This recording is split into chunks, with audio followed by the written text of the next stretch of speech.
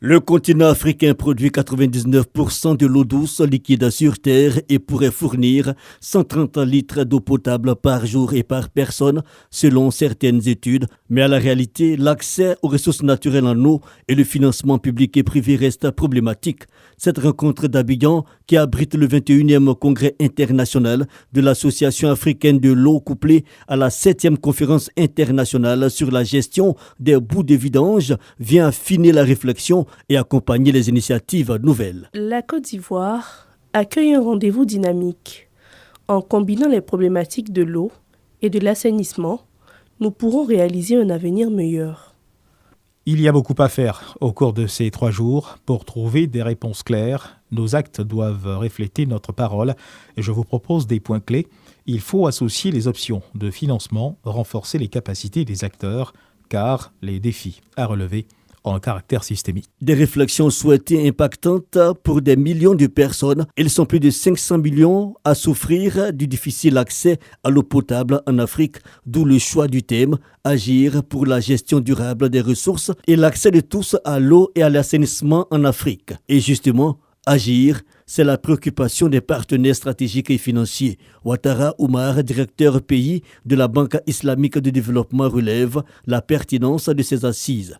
Et cette simultanéité d'intervention en faveur de l'eau potable et de l'assainissement permet d'entrevoir de nouvelles stratégies en termes de gouvernance dans ces 2 secteurs, aussi bien pour les partenaires techniques et financiers que pour les États dans leur politique de mobilisation des financements. Le secteur privé qui marque à son engagement en dépit des besoins croissants, cette mise en commun des enjeux de 2 secteurs voisins, l'eau et l'assainissement, semble donc un bon élément de réponse. Plusieurs défis majeurs restent à relever sur notre chemin vers l'atteinte des objectifs de développement durable relatifs à l'eau potable et à l'assainissement. Notamment, l'accès à l'eau et à l'assainissement à un coût abordable pour tous. Il a cependant besoin d'équilibrer la balance des investissements tant dans la gestion en eau que dans l'assainissement. Au nom du président de la République Alassane Ouattara, le Premier ministre Patrick Achi n'a pas manqué de témoigner de l'exemple ivoirien. Ce lien entre l'eau et développement, cette approche qui ne veut pas avoir l'eau et assainissement d'abord comme une question sociale, mais comme un choix stratégique de développement économique et humain, c'est le choix qu'a su faire le président de la République de Côte d'Ivoire, son Excellence M. Alassane Ouattara, pour la Côte d'Ivoire en 2011. Alors que nous sortions d'une grave crise, nous avions mis alors toutes nos forces dans la bataille du rétablissement de l'accès à l'eau potable.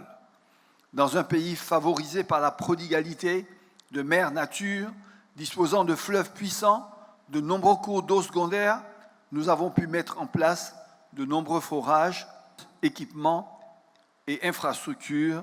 Le rendez-vous d'Abidjan trouve alors son sens car il est la résultante de réflexions déjà engagées. Le 22 mars, lors de la Journée mondiale de l'eau qui se tiendra à New York, la conférence internationale de l'eau sous l'égide de l'ONU. Ce rendez-vous planétaire évaluera la tenue des engagements pris par les États et les avancées à mener lors des prochaines années. Il sera donc en lien direct avec cette 21e édition du Congrès international de l'eau et de l'assainissement. C'est dire l'importance stratégique de notre congrès. En Afrique, nous savons que nos progrès passent par une gestion intégrée et durable des ressources en eau. C'est elle qui permettra ensuite de renforcer la fourniture des services d'approvisionnement en eau, d'assainissement et d'hygiène. C'est elle qui permettra d'augmenter la disponibilité des ressources en eau pour la production alimentaire et l'amélioration de la nutrition. C'est elle, enfin, qui permettra d'accroître le développement durable de l'eau pour l'énergie, notamment l'hydroélectricité, alors que seuls 11% des sites potentiels pour la production hydroélectrique sont aujourd'hui équipés en Afrique. Événement notable à ce congrès international, le changement de dénomination de l'Association africaine de l'eau qui devient désormais Association africaine de l'eau et de l'assainissement. Une vision alors plus inclusive de l'instrument est réaffirmée lors de la visite de l'exposition par la délégation officielle, une exposition qui rassemble plus de 150 techniciens.